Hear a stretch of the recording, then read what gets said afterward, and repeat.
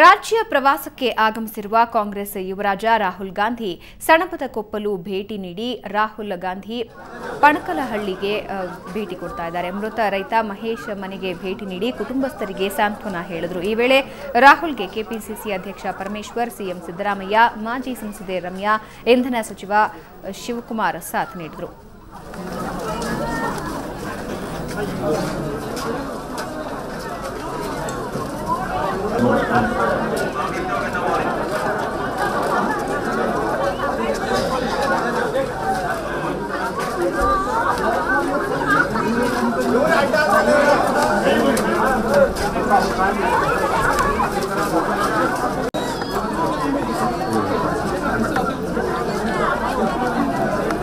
Krishna बरोबरा DK. Shivdas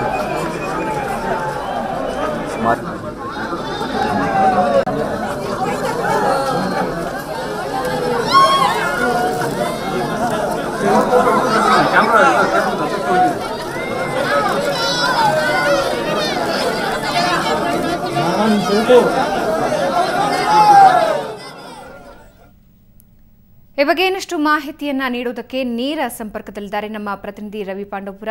Ravi, ಈಗ ಮಹೇಶ್ ಕುಟುಂಬಸ್ಥರನ್ನ ಭೇಟಿಯಾಗ್ತಾ ಇದ್ದಾರೆ AICC ಉಪಾಧ್ಯಕ್ಷ. ಸೊ ಯಾವ ರೀತಿ ಒಂದು ಸ್ಪಂದನೆ ಕುಟುಂಬದಿಂದ ವ್ಯಕ್ತವಾಗ್ತಾ ಇದೆ? ಸೊ ಯಾವ ರೀತಿ ಸಾಂತ್ವನ ಹೇಳ್ತಿದ್ದಾರೆ ರಾಹುಲ್ ಗಾಂಧಿ? ಭವನ ಎಐಸಿಸಿ ಉಪಾಧ್ಯಕ್ಷ ರಾಹುಲ್ ಗಾಂಧಿ ಅವರು ಈಗಷ್ಟೇ ಸಣಪದಕೊಪ್ಪಲಿಂದ ಪಣಕನಹಳ್ಳಿಗೆ ಭೇಟಿ ನೀಡಿದ್ದಾರೆ. ಪಣಕನಹಳ್ಳಿಯ ಮಹೇಶ್ ಅವರ ಮನೆಗೆ ಭೇಟಿ ನೀಡಿದಂತಹ ರಾಹುಲ್ ಗಾಂಧಿ ಅವರು ಸರಿಸುಮಾರು 5 ನಿಮಿಷಗಳ ಕಾಲ ಅವರ ಕುಟುಂಬಸ್ಥರ ಮಾತನಾಡಿದರು. ಈ ಸಂದರ್ಭದಲ್ಲಿ ಅವರು ಮಹೇಶ್ ಅವರ ಸಾವಿಗೆ ಮೂಲ ಕಾರಣ ಏನೆಂಬುದನ್ನು ಅವರು ತಿಳ್ಕೊಂಡಿದ್ದಾರೆ. ಇದಲ್ಲದೆ ಅವರು ವೈಯಕ್ತಿಕವಾಗಿ 1 ಲಕ್ಷ ರು ಪರಿಹಾರದ ಚೆಕ್ಕನ್ನು ನೀಡಿದರು. ಇದಲ್ಲದೆ ಅವರ ಮನೆಗೆ ಅಂದರೆ ಹಸುಗಳನ್ನು ನೀಡುವಂತಹ ಒಂದು ಕೆಲಸವನ್ನು ಮಾಡ್ತೀವಿ, ರಾಜ್ಯ ಸರ್ಕಾರಕ್ಕೆ ಈ ವಿಷಯವನ್ನು ತಿಳಿಸ್ತೀವಿ ಮತ್ತು ರಾಜ್ಯ ಸರ್ಕಾರ ನಿಮ್ಮ ಜೊತೆ ಸ್ಪಂದನೆ ನೀಡುತ್ತೆ ಎಂಬ ಮಾತುಗಳನ್ನ ಆಡಿದರು. ಈಗ ಮೃತ ಮಹೇಶ್ ಅವರ ಅಕ್ಕ ಆದಂತಹ ರೂಪ ಅವರು ನಮ್ಮ ಜೊತೆ ಇದ್ದಾರೆ. ಅವರು ಏನಂತ ಹೇಳಿದ್ರು ಅವ್ರನ್ನೇ ಕೇಳೋಣ. ಮೇಡಮ್, ರಾಹುಲ್ ಗಾಂಧಿ ಅವರು ಎಷ್ಟೊತ್ತಿದ್ರು, ಏನಂತ ಮಾತಾಡಿದ್ರು? ರಾಹುಲ್ ಗಾಂಧಿ ಅವರು ನಮ್ಮ ತಾಯಿನ ಕೇಳಿದ್ರು ಏನಕ್ಕೆ ಸತ್ತಿದ್ರು ಅವರು ಅಂತ. ಹಿಂಗೆ ಸಾಲದ ಬಾಧಿ ತಡೆನಾರ್ದಂತೆ ತಂಗಿ ಮದುವೆ ಮಾಡಿದ್ರು ಅಂತ. ನಮ್ಗೆ ಹುಷಾರಿಲ್ಲ, ಅಪೋಲೋದಲ್ಲಿ ಜ್ವರ. ಅವ್ರು ನಮ್ಗೊಂದು 1.5 ಲಕ್ಷ 2 ಲಕ್ಷ ಆಯಿತು. ಅದರಿಂದ ಸಾಲದ ಬಾಧಿ ತಡೆನಾರ್ದಂತೆ ನೇಣಾಕೊಂಡ್ರು. ಜನಗಳ ಒತ್ತಡ ಜಾಸ್ತಿ ಆಯಿತು. ಬ್ಯಾಂಕ್ ಸಾಲ, ಸೊಸೈಟಿ ಸಾಲ ಎಲ್ಲ ಒತ್ತಡ ಜಾಸ್ತಿಯಿಂದ ಅದರಿಂದ ತಂಗಿದಿರ ಮದುವೆ ಆಗಿ ಎಲ್ಲ ಇದ್ದಿಂದ ಸಾಲದ ಹೊತ್ತ ತಡೆನಾರಂತೆ ನೇಣಾಕೊಂಡ್ರು.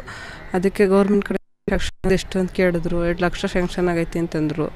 ನಮ್ಮ ಕಡೆಯಿಂದ 1 ಲಕ್ಷ ಕೊಡ್ತಾ ಇದ್ದೀವಿ ಅಂದ್ಬಿಟ್ಟು ನಿಮ್ಮ ಜೀವನಕ್ಕೆ ಸಂಧಾನ ಮಾಡಿಕೊಡ್ತಾ ಇದ್ದೀವಿ ಅಂದ್ಬಿಟ್ಟು ಹೇಳ್ಬಿಟ್ಟು ಭರವಸೆ ಕೊಟ್ಬಿಟ್ಟು ಹೋದ.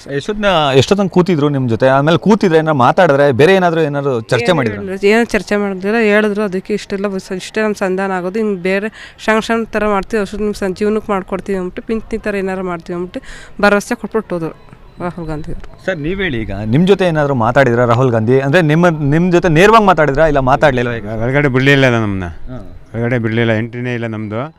ಏನಾರ ಲೇಡಿ ಮಾತ್ರ ಏನು ಅವರು ನೇಮ್ ಕೊಟ್ಟಿದ್ರು, ಅವರು ಫೋಟೋ ಕೊಟ್ಟಿದ್ರು, ಅವ್ರು ಮಾತ್ರ ಅಂದ್ಬಿಟ್ಟು ಹೇಳಿ ಹೊರಗಡೆ ನಮ್ಮನ್ನ ಯಾರು ಎಂಟ್ರಿ ಇಲ್ಲ. ಅಂದರೆ ಈಚೆ ಹೊರಗಡೆ ಇದ್ದು ನಮ್ದು ಅವ್ರು ಏನು ಮಾತಾಡೋದು ಗೊತ್ತಲ್ಲ, ಚೆಕ್ ಕೊಟ್ಟವ್ರಂದು ಅದಂತ ಗೊತ್ತಾಯ್ತು ಅಷ್ಟೇ. ಈಗ ಮೃತ ಮಹೇಶ್ ಅವರ ನೀವು ಭಾವ ಆಗಿದ್ರಿ, ಅವರು ಏನೆಲ್ಲ ಪರಿಹಾರ ಕೊಡ್ತೀರಿ ಅಂತ ಹೇಳಿದ್ರು? ಈಗ ಭರವಸೆ ರಾಜ್ಯನಾಯಕರು ಏನಾದ್ರು ಭರವಸೆಗಳನ್ನ ಹಿಡಿದ್ರ?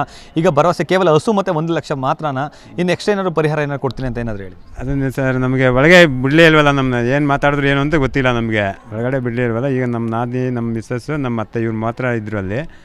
ಅವ್ರಿಗೆ ಗೊತ್ತು ಏನು ಅಂತ. ಚೆಕ್ ಈಗ ಹೇಳಲ್ಲ, ಅದೊಂದು ಗೊತ್ತು ನಮ್ಗೆ ಅಷ್ಟೇ. ಹೊರಗಡೆ ಎಂಟ್ರಿ ಇಲ್ಲ ನಮ್ಮದು. ಈಗ ನಿಮ್ಮ ಮತ್ತೆ ಹೇಳಿದ್ರು ನಮಗೆ ಭಾಷೆ ಸಮಸ್ಯೆ ಆಯಿತು ಅಂತಂದ್ರು. ಅವ್ರ ಜೊತೆ ಬೇರೆ ಯಾರು ಮಾತಾಡಿದ್ರು?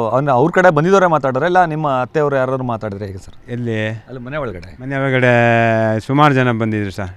ನಿಮ್ಮ ಮಾಧ್ಯಮದವರು ಸುಮಾರು ಜನ ಬೆಳಗ್ಗೆ ಅಂತ ನಾವು ಮಾತಾಡಿದ್ದೀವಿ, ನಮ್ಮ ಅತ್ತೆಯವರು ಮಾತಾಡವ್ರೆ. ಸುಮಾರು ಜನ ಎಲ್ಲರೂ ಬಂದು ಮಾತಾಡ್ಸ್ಕೊಂಡು ಎಲ್ಲ. ಈಗ ರಾಹುಲ್ ಗಾಂಧಿ ಅವ್ರ ಜೊತೆ ಯಾರು ಮಾತಾಡಿದ್ರು ಅಂತ? ರಾಹುಲ್ ಗಾಂಧಿ ಜೊತೆ ಮತ್ತು ನಮ್ಮ ಅತ್ತೆ ಮಾತಾಡಿರೋದು. ಹಾಗೆ ಭವನ, ಇದಿಷ್ಟು ಮೃತ ಮಹೇಶ್ ಕುಟುಂಬದವರ ಮಾತುಗಳು. ಅಂದರೆ ರಾಹುಲ್ ಗಾಂಧಿ ಅವರು ಮನೆಗೆ ಭೇಟಿ ನೀಡಿರೋ ಸಂದರ್ಭದಲ್ಲಿ 1 ಲಕ್ಷ ರು ಪರಿಹಾರದ ಚೆಕ್ಕನ್ನು ನೀಡಿದರು. ಅದರ ಜೊತೆಗೆ ಹಸುವನ್ನು ಕೊಡಿಸುವಂತಹ ಒಂದು ಕೆಲಸವನ್ನು ಮಾಡ್ತೀವಿ ಅಂತ ಹೇಳಿದರೆ, ಯಾಕಂದರೆ ಈ ಒಂದು ಪರಿಹಾರದ ಹಣವನ್ನು, ಹೆಚ್ಚಿನ ಹಣವನ್ನು ನೀಡಲಿಕ್ಕೆ ಸಾಧ್ಯ ಇಲ್ಲ, ಹಾಗಾಗಿ ಬೇರೆ ಬೇರೆ ರೂಪಗಳಲ್ಲಿ ನಾವು ನಿಮಗೆ ಸಹಾಯ ಮಾಡ್ತೀವಿ ಎಂಬ ಭರವಸೆಯ ಮಾತುಗಳನ್ನ ಆಡಿದ್ದಾರೆ ಭವನ. ಓಕೆ ರವಿ, ಇದರ ಜೊತೆಗೆ ಅಲ್ಲಿ ಹಲವಾರು ಕೂಗುಗಳು ಕೂಡ ರೈತರಿಂದ ಕೇಳಿ ಬಂದಿರುವಂತಹದ್ದು. ಅಂದ್ರೆ ಸಾಲ ಮನ್ನಾವನ್ನ ಮಾಡಿ ನಮ್ಮ ಜೀವನವನ್ನ ಉಳಿಸಿ ಅನ್ನುವಂತಹ ಕೂಗು ರೈತರಿಂದ ಕೇಳಿ ಬರ್ತಾ ಇರುವಂತಹದ್ದು. ಈ ಕುರಿತಾಗಿ ಏನಾದರೂ ರಾಹುಲ್ ಗಾಂಧಿ ಅವರಿಂದ ಪ್ರತಿಕ್ರಿಯೆ ವ್ಯಕ್ತವಾಗಿದೆಯಾ? ಭವನ, ರಾಜ್ಯದಲ್ಲಿ ಈಗಾಗಲೇ ನಿರಂತರವಾಗಿ ರೈತರ ಸರಣಿ ಸಾಗುತ್ತಿದೆ. 500ಕ್ಕೂ ಹೆಚ್ಚು ಮಂದಿ ರೈತರು ಈಗಾಗಲೇ ಆತ್ಮಹತ್ಯೆಗೆ ಶರಣಾಗಿದ್ದಾರೆ. ಅದರಲ್ಲೂ ಮಂಡ್ಯ ಜಿಲ್ಲೆಯಲ್ಲಿ 57ಕ್ಕೂ ಹೆಚ್ಚು ರೈತರು ಆತ್ಮಹತ್ಯೆಗೆ ಶರಣಾಗಿದ್ದಾರೆ. ಬಂಡಪುರ ತಾಲೂಕಿನ ಸಣಬಕೊಪ್ಪಲಿನ ಲೋಕೇಶ್ ಎಂಬ ರೈತ ಮೃತಪಟ್ಟಿದ್ದಾನೆ. ಹೀಗಾಗಿ ಎಲ್ಲರ ಕೂಗು ಒಂದೇ ಆಗಿತ್ತು. ಏನಪ್ಪಾ ಅಂದರೆ ನಮಗೆ ರೈತರ ಸಾಲವನ್ನು ಮನ್ನಾ ಮಾಡಿ, ಮತ್ತು ಈ ಭಾಗದಲ್ಲಿ ಕಬ್ಬನ್ನೇ ಹೆಚ್ಚು ಬೆಳೆಯೋದ್ರಿಂದ ಕೇವಲ ಕಬ್ಬಿಗೆ 800 ರಿಂದ 900 ರೂಪಾಯಿ ಮಾತ್ರ ಇದೆ ಟನ್ನಿಗೆ ಬೆಲೆ. ಹಾಗಾಗಿ ನಮಗೆ 3000 ಕನಿಷ್ಠ ಬೆಲೆಯನ್ನು ಕೊಡಬೇಕು. ರೈತರಿಗೆ ಭಿಕ್ಷೆಯ ರೂಪದಲ್ಲಿ ಯಾವುದನ್ನು ಕೊಡಬೇಡಿ, ನಮಗೆ ಪರಿಹಾರದ ರೂಪದಲ್ಲಿ ಹಣವನ್ನು ಕೊಡಿ ಮತ್ತು ನಮ್ಮ ಸಾಲವನ್ನು ಮನ್ನಾ ಮಾಡಿ ಎಂಬ ಕೂಗು ಜೋರಾಗಿ ಕೇಳಿಬಂತು. ಅದಲ್ಲದೆ ಪಣಕನಹಳ್ಳಿಯಲ್ಲಿ ಬಿಜೆಪಿ ಕಾರ್ಯಕರ್ತರು ಕಪ್ಪು ಭಾವವನ್ನು ತೋರಿಸಿ ಪ್ರತಿಭಟನೆ ಮಾಡಲಿಕ್ಕೂ ಕೂಡ ಮುಂದಾದರು. ಈ ಸಂದರ್ಭದಲ್ಲಿ ಪೊಲೀಸರು ಮುನ್ನೆಚ್ಚರಿಕೆ ಅವರನ್ನು ಬಂಧಿಸುವಂತಹ ಕೆಲಸ ಮಾಡಿದರು. ಇದಲ್ಲದೆ ಮಂಡ್ಯದಲ್ಲೂ ಕೂಡ ಪ್ರತಿಭಟನೆ ಮಾಡುವಂತಹ ಕೆಲಸ ಮಾಡಿದರು. ರಾಹುಲ್ ಗಾಂಧಿ ಆಗಮನಿಸುತ್ತಿದ್ದಂತೆ ಇಲ್ಲಿನ ಗ್ರಾಮಸ್ಥರೆಲ್ಲರೂ ಕೂಡ ಜೋರಾಗಿ ಘೋಷಣೆಯನ್ನು ಕೂಗಿದ್ರು. ಜೈಕಾರದ ಜೊತೆಗೆ ಅವರು ಪರಿಹಾರ ಅಂದರೆ ನಮಗೆ ಪರಿಹಾರ ರೂಪವಾಗಿ ನಮ್ಮ ಸಾಲವನ್ನು ಮನ್ನಾ ಮಾಡಿ ಎಂಬ ಕೂಗು ಕೂಡ ಇಲ್ಲಿ ಜೋರಾಗಿ ಕೇಳಿಬಂತು. ಭವನ, ಎಸ್, ಇದರ ಜೊತೆಗೆ ಈ ಕುರಿತಾಗಿ ಸಿಎಂ ಸಿದ್ದರಾಮಯ್ಯ ಆಗಲಿ ಕೆಪಿಸಿಸಿ ಅಧ್ಯಕ್ಷರಾಗಲಿ ಏನಾದರೂ ಪ್ರತಿಕ್ರಿಯೆಯನ್ನ ಕೊಟ್ಟರೆ, ಯಾಕೆಂದ್ರೆ ಆಕ್ರಂದನಗಳು ಮುಗಿಲು ಮುಟ್ತಾ ಇವೆ, ಮೇಲಿಂದ ಮೇಲೆ ಆತ್ಮಹತ್ಯಾ ಸರಣಿಗಳು ಮುಂದುವರಿತಾ ಇರುವಂತಹದ್ದು. ಎಐಸಿಸಿ ಉಪಾಧ್ಯಕ್ಷರ ಈ ಭೇಟಿ ನಿರೀಕ್ಷಿತ ಮಟ್ಟದಲ್ಲಿ ಏನಾದರೂ ಪರಿಹಾರವನ್ನ ತಂದುಕೊಡುವಂತಹ ಸಾಧ್ಯತೆಗಳಲ್ಲಿ ಕಂಡು ಬರ್ತಾ ಇದೆಯಾ?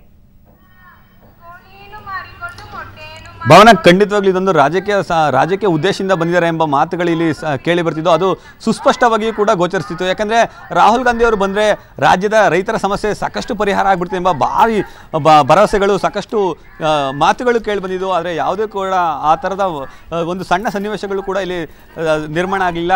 ರಾಹುಲ್ ಗಾಂಧಿ ಜೊತೆ ಸಿಎಂ ಸಿದ್ದರಾಮಯ್ಯ ಆಗ್ಬೋದು, ಅಥವಾ ಕೆಪಿಸಿಸಿ ಅಧ್ಯಕ್ಷರಾದಂತಹ ಪರಮೇಶ್ವರ್ ಆಗ್ಬೋದು, ರಮ್ಯಾ ಆಗ್ಬೋದು, ಹೀಗೆ ಹಲವು ಮಂದಿ ಸದಸ್ಯರು ಕೂಡ ಇಲ್ಲಿ ಭೇಟಿ ನೀಡಿದ್ರು ಕೂಡ ಯಾರೊಬ್ಬರು ಕೂಡ ಆ ಒಂದು ರೈತ ಕುಟುಂಬಕ್ಕೆ ವೈಯಕ್ತಿಕವಾಗಿ ಚರ್ಚಿಸುವಂಥ ಹಾಗೂ ವೈಯಕ್ತಿಕವಾಗಿ ಪರಿಹಾರ ನೀಡುವಂತಹ ಕೆಲಸ ಮಾಡಲಿಲ್ಲ. ಇಲ್ಲದಲ್ಲೇ ರೈತರ ಸಮಸ್ಯೆಗೂ ಕೂಡ ಸ್ಪಂದಿಸ್ತೀವಿ ಮಾತುಗಳನ್ನು ಕೂಡ ಅವರು ಹೇಳಲಿಲ್ಲ. ಭವನ, ಎಸ್, ಧನ್ಯವಾದ ರವಿ ನಿಮ್ಮೆಲ್ಲ ಮಾಹಿತಿಗೆ.